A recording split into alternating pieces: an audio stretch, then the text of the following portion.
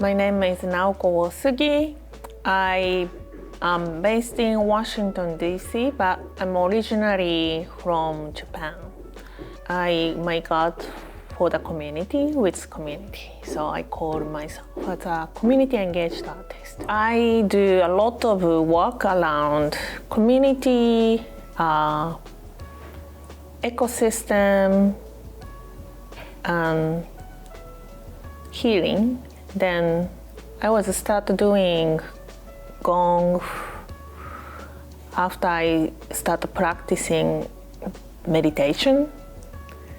It just kind of naturally came into my life, and then I see the kind of deep relaxation, and kind of I see through gong people connected more. I use gong for open the space to people to relax, contemplate, fortify their connection.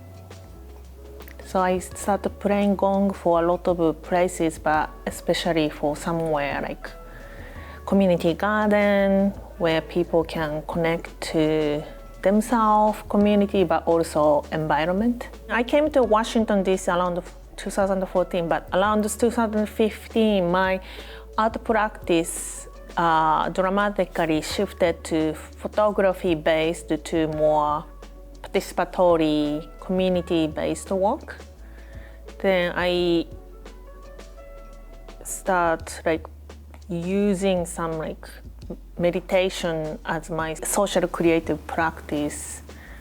Based on the meditation format, I started making like some more performative participatory project.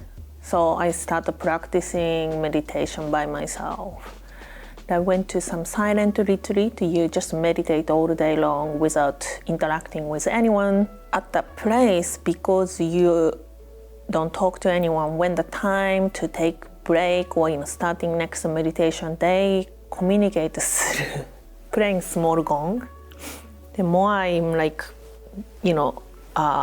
deep into the meditation state, I recognize sound penetrate my body, going through to my body.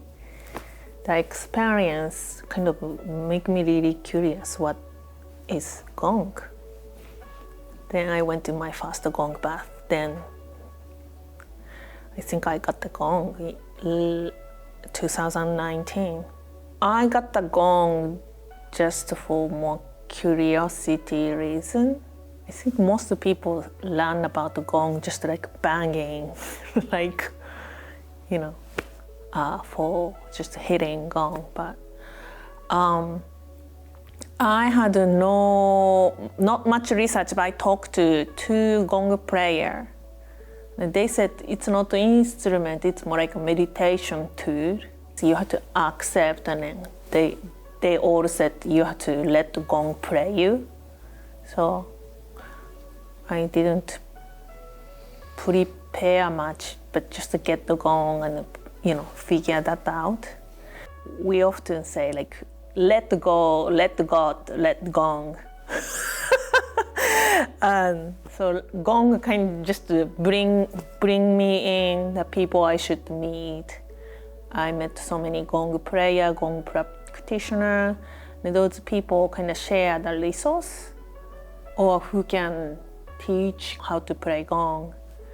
And that slowly expanded to basic way to play gong. It's like tap, tap, or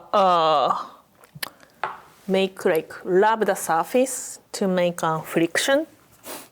So this is tapping mallet, and I have this is called Bruce. It's a big one, but it's really soft. So when you hit something, soft mallet, you don't hear the sound of contact, attack. We call it attack. Then I hit the gong center. That is the deepest sound, pure sound gong have.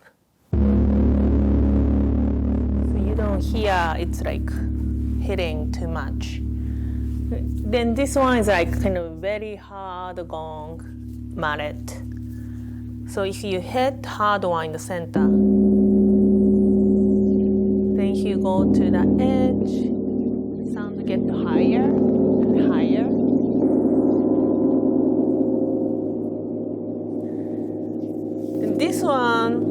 is really heavy, and I really like how deep this can get. But if you go edge, sound don't go project that much, so you need like something harder, smaller.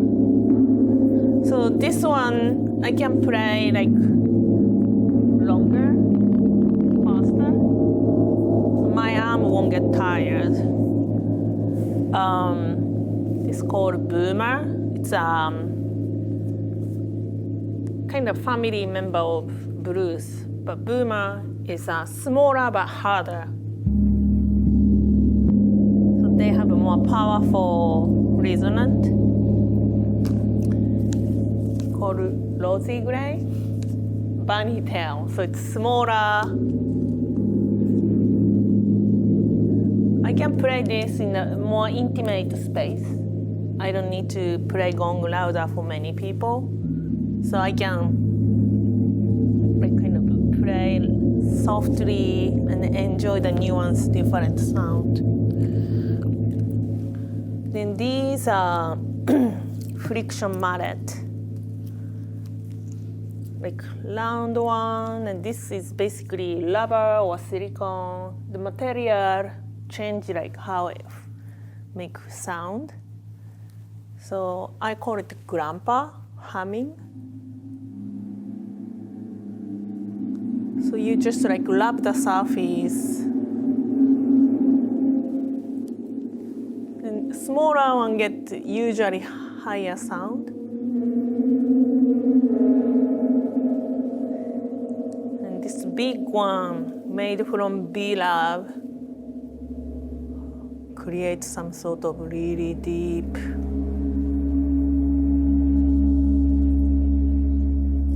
sounds like gravity. Then this is called E-mallet.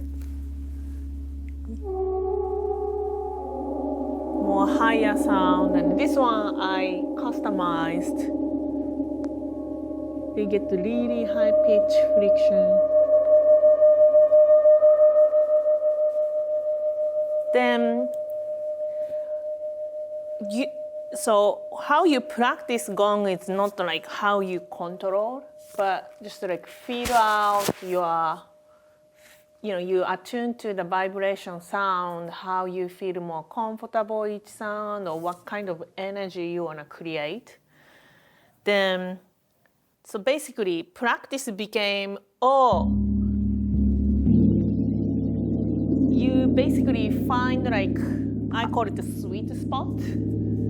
You don't know, like even hitting same spot, similar spots sound different. So you just like find like this one, I call it the sweet spot for this dragonfly mallet. If you see the magic, even you hit this like similar way, they don't make this kind of resonance. So you just learn, when I'm playing this kind of vibration with this mallet, that's probably where the sweet spot goes. You just kind of figure out that's how you practice. You just learn the different scenario, different circumstance. You remember where the sweet spot goes, or just enjoy whatever it comes at the moment. I took my gong master class through Don. It's hard to pronounce his last name, but he's one of the first disciples of Kundalini Yoga. Kundalini Yoga use gong in their practice, and he was teaching some gong class. And he taught me how to play sequentially by numerology. Then he said, sound of gong massage your mind, but the vibration of gong massage your cell. And after you tune up your vibration, you can share vibration. The vibration became the portal, so if you want to share good vibration, you can send that to people in your mind from past, present to future. So he said, write down the name you wish they receive this vibration and stick around the gong. So gong deliver the vibration to them. So I encourage people, if they want to share the vibration, write down their name or your wish to achieve and asking them to put around the gong stand. Meditation, you experience world in a new awareness. You recognize through meditation this different dimension in this world. For example, to me, this difference meditation therapy, like I do therapy too. In the therapy, you talk about your life, your role in this society, or role in the family, your job, or issue around who you are in this world. Meditation became, it's not about who you are, but what you are part of.